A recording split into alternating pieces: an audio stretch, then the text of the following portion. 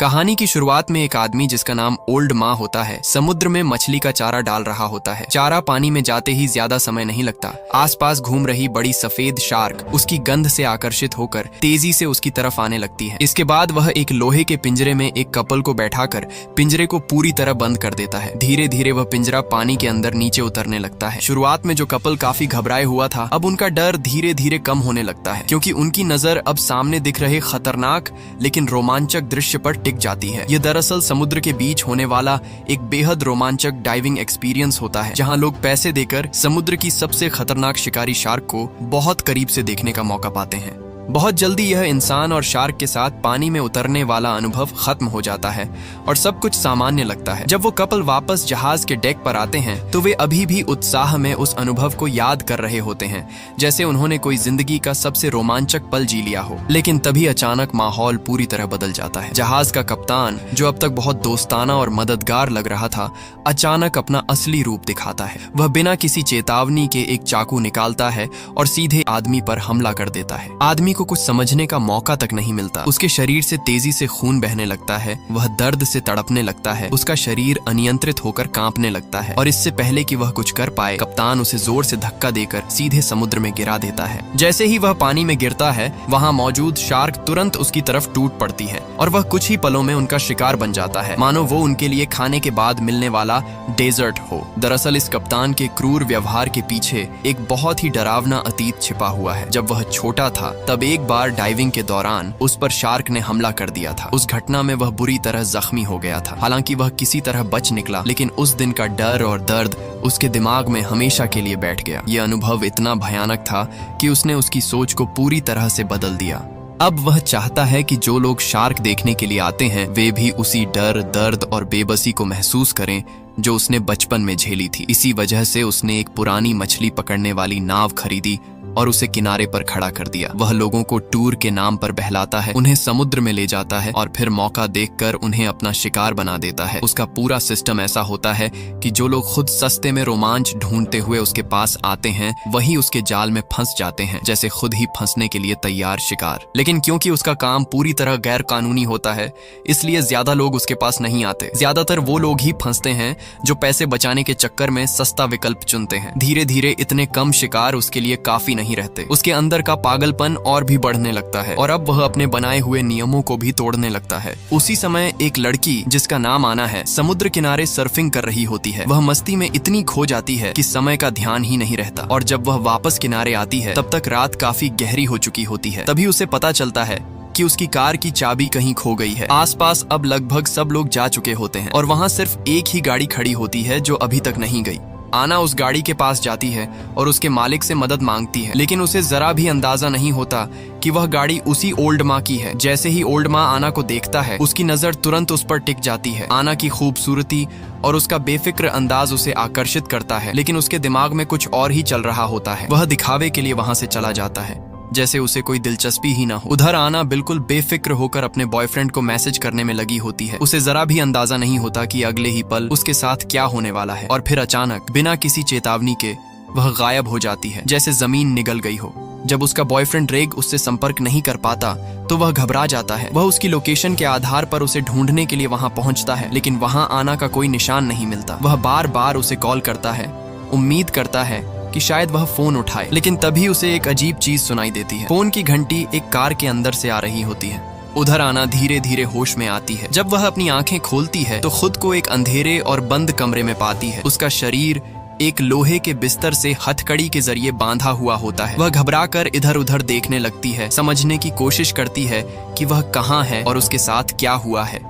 तभी उसकी नजर पास वाले बिस्तर पर जाती है, जहां एक और लड़की बंधी हुई होती है। ये लड़की वही पर्यटक लीसा होती है जो पहले ओल्ड माँ का शिकार बन चुकी है। लीसा उसे बताती है कि यहाँ से भागना नामुमकिन है। वह कहती है कि चाहे जितना भी चिल्लाओ, कोई भी उनकी आवाज नहीं सुन सकता, क्योंकि वे इस वक्त समुद्र के बीचों बीच हैं, जहाँ आसपास कोई नहीं है। लेकिन आना हार मानने वालों में से नहीं होती। वह लगातार कोशिश करती रहती है कि किसी तरह यहाँ से निकलने का रास्ता मिल जाए। दूसरी तरफ लीसा पूरी तरह टूट चुकी होती है। वह मान चुकी होती है कि अब बचने का कोई रास्ता नहीं है, क्योंकि उसे लगता है कि दुनिया में किसी को भी नहीं पता कि वह यहाँ फंसी हुई है। फिर भी आना के अंदर उम्मीद बाकी होती है, क्योंकि उसे पता है कि उसका बॉयफ्रेंड उसे ढूंढ रहा होगा। सच में उस समय रेग पुलिस के पास जा चुका होता है और रिपोर्ट करने की कोशिश करता है, लेकिन पुलिस यह कहकर केस दर्ज नहीं करती कि अभी सिर्फ एक रात ही हुई है और इतने कम समय में किसी को मिसिंग घोषित नहीं किया जा सकता। धीरे धीरे दिन बीत जाता है और रात फिर से आ जाती है। पूरे दिन की थकान के बावजूद आना हार नहीं मानती। वह खुद को संभालती है और लीसा से बात करती रहती है, उसे समझाने की कोशिश करती है कि अभी सब खत्म नहीं हुआ है। लगातार बात करने और हिम्मत देने से लीसा के अंदर का डर थोड़ा कम होने लगता है। तभी अचानक आना को एक चीज नोटिस होती है। वह देखती है कि लीसा का स्विम सूट कई दिनों से पहने होने के बावजूद अपनी शेप में बना हुआ है। इससे उसे शक होता है कि उसके अंदर कोई तार या फ्रेम लगा हुआ होगा। जैसे ही वह यह बात बताती है, लीसा तुरंत समझ जाती है और बिना समय गंवाए अपना स्विम सूट उतारकर आना की तरफ फेंक देती है। आना ध्यान से उसे चेक करती है और सच में उसे उसके अंदर से एक पतली धातु की तार मिल जाती है। अब उसे लगता है कि शायद इसी तार की मदद से वह हथकड़ी खोल सकती है। वह तुरंत उस तार को इस्तेमाल करते हुए ताला खोलने की कोशिश करने लगती है, लेकिन तभी अचानक बाहर से किसी के चलने की आवाज आने लगती है। दरवाजे के बाहर से आती कदमों की आवाज धीरे धीरे साफ होने लगती है और कुछ ही पलों में ओल्ड माँ खाने पीने की चीजें लेकर कमरे के अंदर दाखिल होता है। जैसे ही वह अंदर आता है, माहौल फिर से तनाव से भर जाता है।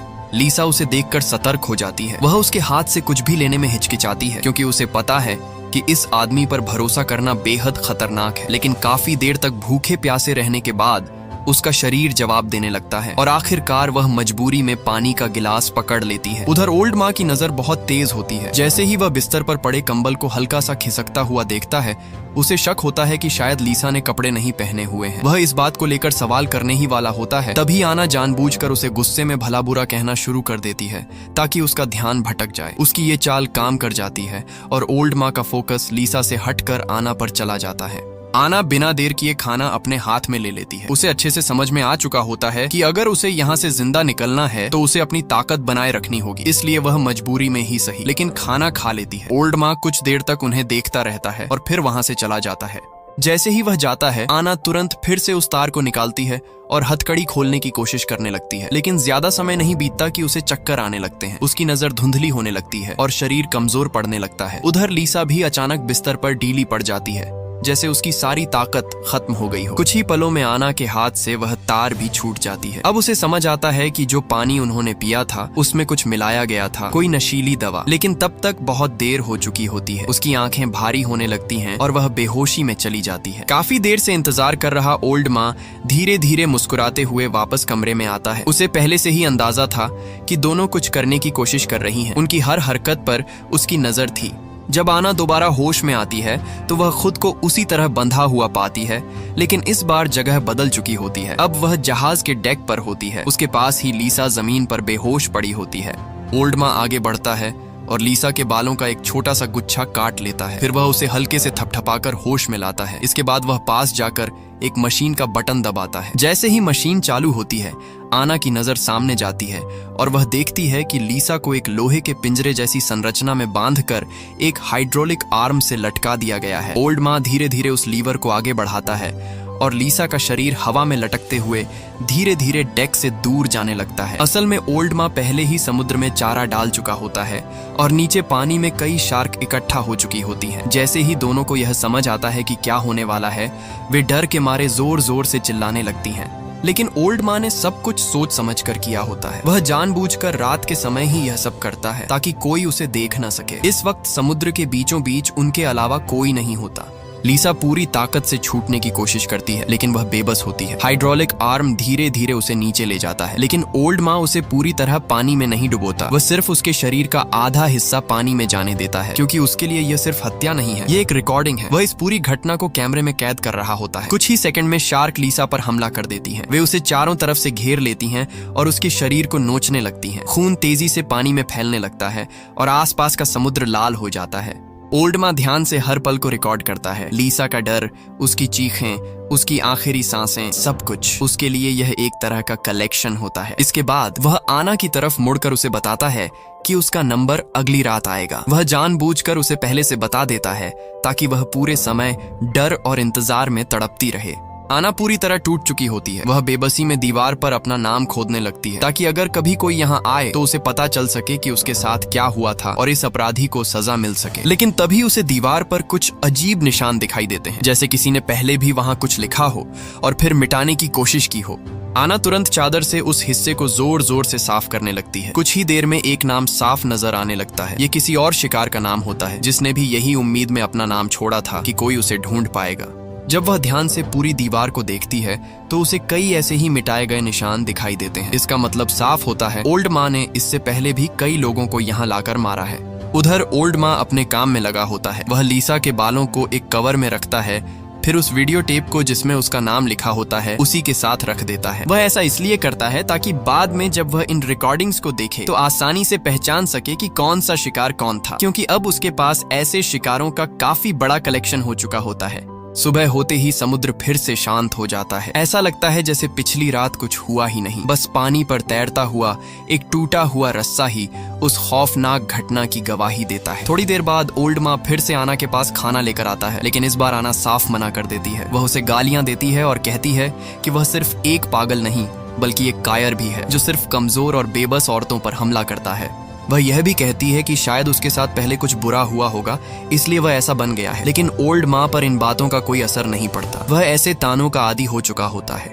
वह बस शांत होकर कहता है कि अगर उसे टॉयलेट जाना हो तो बिस्तर के पास रखी बाल्टी का इस्तेमाल कर सकती है। लेकिन यही बात अचानक आना के दिमाग में एक आइडिया दे देती है। ओल्ड माँ के जाने के बाद आना तुरंत उस बाल्टी की तरफ ध्यान देती है जो बिस्तर के पास रखी होती है। पहले वह उसे सामान्य नजर से देखती है, लेकिन फिर उसके दिमाग में एक आइडिया आता है। वह धीरे धीरे उसे उठाकर ध्यान से जांचने लगती है। कुछ ही पलों में वह बाल्टी के हैंडल को खोल लेती है और उसे जोर लगाकर तोड़ देती है। अब उसके हाथ में एक नुकीला अस्थायी हथियार होता है जिसे वह जरूरत पड़ने पर इस्तेमाल कर सकती है।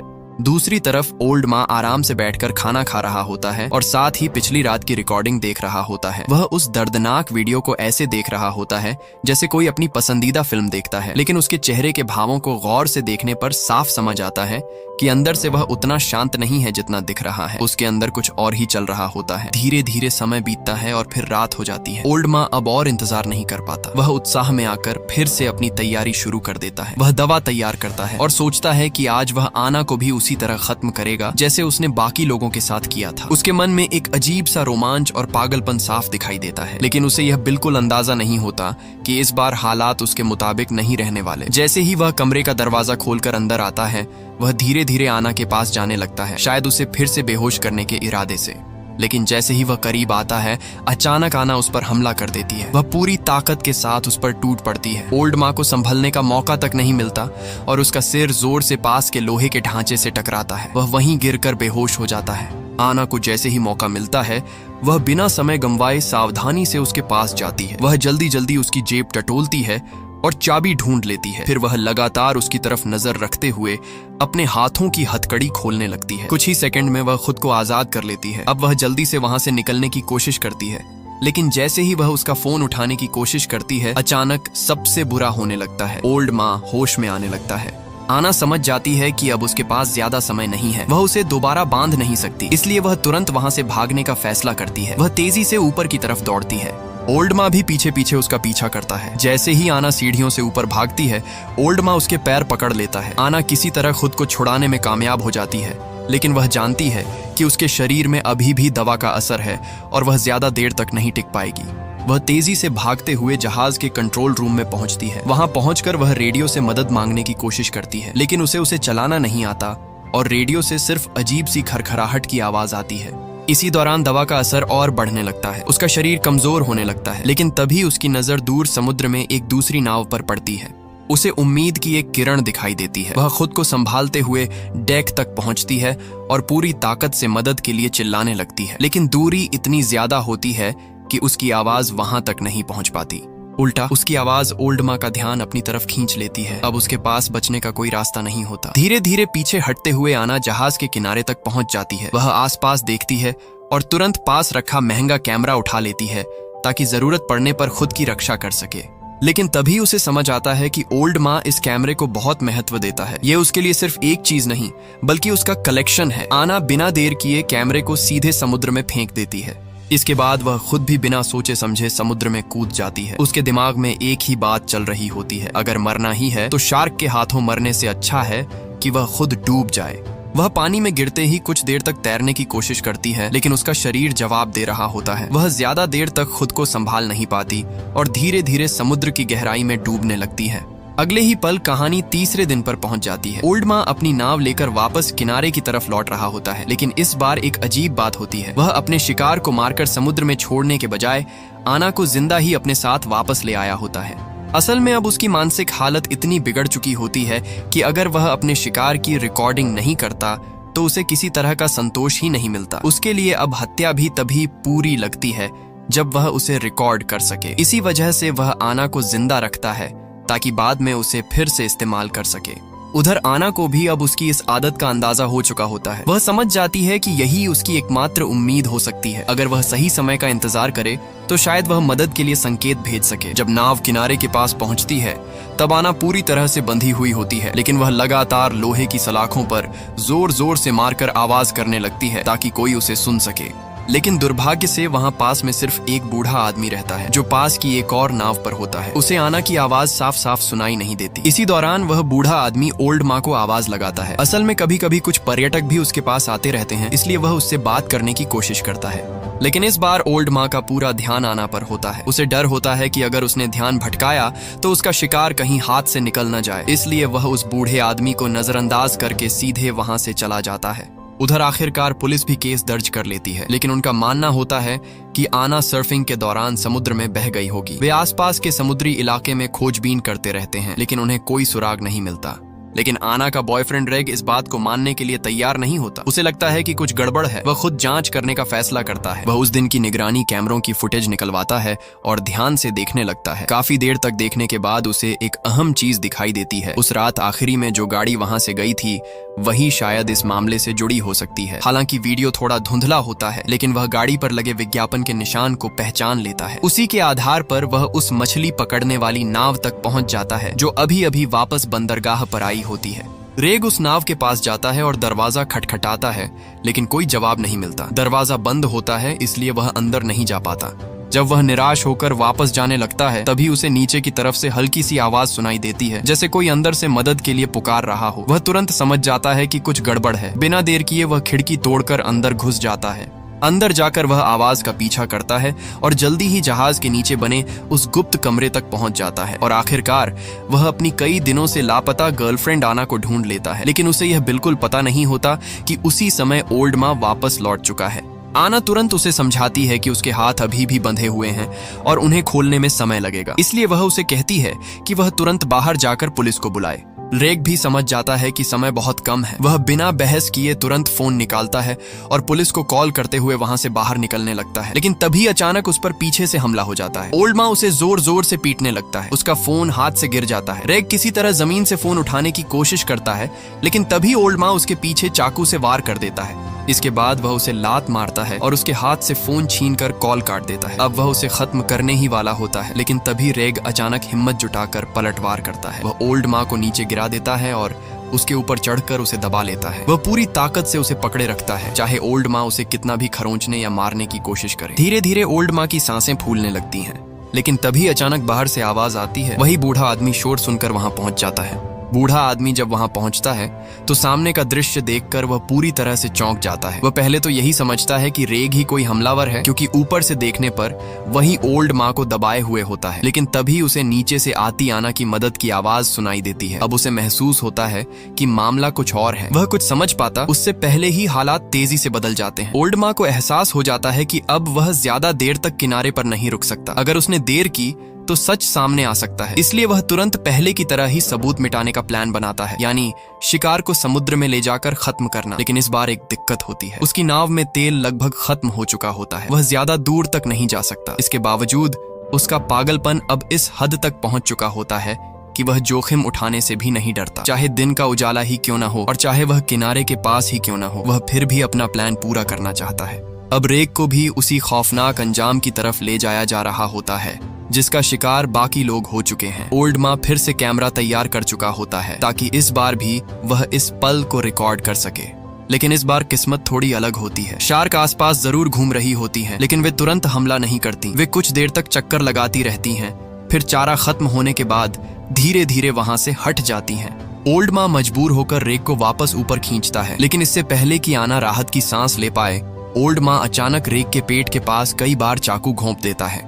रेग दर्द से तड़प उठता है। फिर ओल्ड माँ उसे दोबारा समुद्र में गिरा देता है। रेग अपने घाव को हाथ से दबाकर खून रोकने की कोशिश करता है, लेकिन खून बहुत तेजी से बह रहा होता है। पानी में खून फैलते ही शार्क फिर से आकर्षित होकर वापस आने लगती है। अब स्थिति फिर से बेहद खतरनाक हो जाती है। आना और रेग दोनों को लगता है कि अब बचना मुश्किल है, लेकिन तभी अचानक हाइड्रोलिक मशीन रुक जाती है। यह किसी दया की वजह से नहीं होता, बल्कि इसलिए क्योंकि उसी समय दूर से एक टूरिस्ट हेलीकॉप्टर उनकी तरफ आता हुआ दिखाई देता है। ओल्ड माँ समझ जाता है कि अगर उसने अभी कुछ किया तो वह पकड़ा जा सकता है, क्योंकि वे अभी गहरे समुद्र में नहीं बल्कि किनारे के पास हैं। इस वजह से रेग एक बार फिर बच जाता है, लेकिन उसकी हालत बहुत खराब हो चुकी होती है। अगर उसे तुरंत इलाज नहीं मिला तो सिर्फ खून बहने की वजह से ही उसकी जान जा सकती है। कुछ ही देर में वह ज्यादा खून बहने की वजह से बेहोश हो जाता है। यह देखकर आना समझ जाती है कि अब अगर उसने कुछ नहीं किया तो सब खत्म हो जाएगा। वह दर्द सहते हुए एक खतरनाक फैसला लेती है। वह अपने ही अंगूठे को जोर लगाकर तोड़ देती है ताकि उसका हाथ थोड़ा पतला हो जाए और वह हथकड़ी से निकल सके। लेकिन हकीकत फिल्मों जैसी नहीं होती। काफी कोशिश करने के बाद भी वह हथकड़ी से बाहर नहीं निकल पाती। उधर रेग की सांसें धीरे धीरे कमजोर होती जा रही होती हैं। आना कुछ पल के लिए सोच में पड़ जाती है और फिर एक बहुत बड़ा फैसला लेती है। वह धीरे धीरे अपना हाथ अपने मुंह की तरफ ले जाती है। इसके बाद समय फिर से रात में पहुंच जाता है। ओल्ड माँ फिर से अपनी तैयारी में लग जाता है। वह दवा तैयार करता है और सोचता है कि अब वह आना को खत्म कर देगा। लेकिन जैसे ही वह कमरे का दरवाजा खोलकर अंदर आता है, वह हैरान रह जाता है। कमरे में आना नहीं होती। बिस्तर पर सिर्फ खून से सना हुआ एक कटा हुआ हाथ पड़ा होता है। ओल्ड माँ कुछ समझ पाता उससे पहले ही दरवाजे के पीछे छिपी आना तेजी से बाहर निकलती है और दरवाजा बाहर से बंद कर देती है। ओल्ड माँ तुरंत हरकत में आता है। वह जल्दी से एक स्क्रू ड्राइवर उठाता है और वेंटिलेशन का ढक्कन खोलकर बाहर निकल जाता है। इसके बाद वह तुरंत जहाज की बिजली बंद कर देता है। उधर आना जहाज को चलाने की कोशिश कर रही होती है, लेकिन अचानक बिजली जाने से उसे समझ आता है कि ओल्ड माँ बाहर आ चुका है। वह तुरंत टूल बॉक्स खोलती है और उसमें से एक सिग्नल फ्लेयर निकाल लेती है। तभी ओल्ड माँ चुपचाप उसके पीछे आ जाता है, लेकिन इस बार आना सतर्क होती है। जैसे ही वह उसे देखती है, वह बिना देर किए फ्लेयर गन चला देती है। फ्लेयर सीधे ओल्ड माँ को लगती है और वह जमीन पर गिर जाता है। आना तुरंत मौका देखकर समुद्र में कूद जाती है और किनारे की तरफ तैरने लगती है। क्योंकि वे किनारे के काफी पास होते हैं, पानी ज्यादा गहरा नहीं होता। उसके शरीर से निकल रहा खून भी इस बार शार्क को आकर्षित नहीं करता। वह किसी तरह तैरकर किनारे के पास पहुंच जाती है, लेकिन तभी एक और मुसीबत सामने आ जाती है। जैसे ही आना किसी तरह तैरकर किनारे के पास पहुंचती है, तभी एक यॉट उससे भी पहले किनारे पर आकर रुक जाती है। इससे पहले कि आना कुछ समझ पाए या मदद के लिए पुकार सके, ओल्ड माँ वहां पहले ही पहुंच चुका होता है। वह तेजी से उसकी तरफ बढ़ता है और उसे पकड़कर जमीन पर गिरा देता है।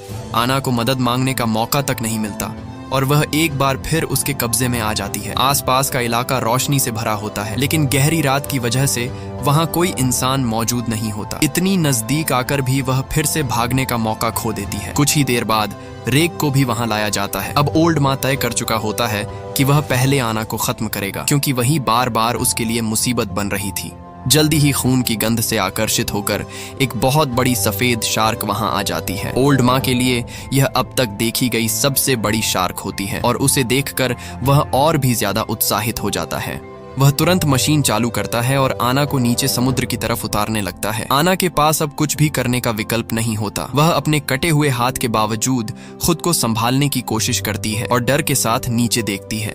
शार्क उसके आसपास घूमती रहती है, लेकिन तुरंत हमला नहीं करती, बिल्कुल वैसे ही जैसे पहले हुआ था।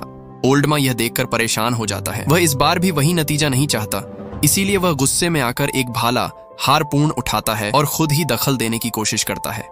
लेकिन जैसे ही वह भाला चलाता है, शार्क और ज्यादा उग्र हो जाती है और भाला उसके हाथ से छूट जाता है। आना तुरंत मौका पहचान लेती है। वह तेजी से उस भाले को उठा लेती है और उसके हुक को ऊपर लगे लोहे के रिंग में फंसा देती है। फिर वह पूरी ताकत लगाकर उस पर चढ़ने लगती है और किसी तरह वापस ऊपर डेक तक पहुंच जाती है। आखिरकार वह उस खतरनाक समुद्र से बाहर निकल आती है, लेकिन उसे पता होता है कि वह ज्यादा देर तक जिंदा नहीं रह पाएगी अगर कुछ बड़ा कदम नहीं उठाया।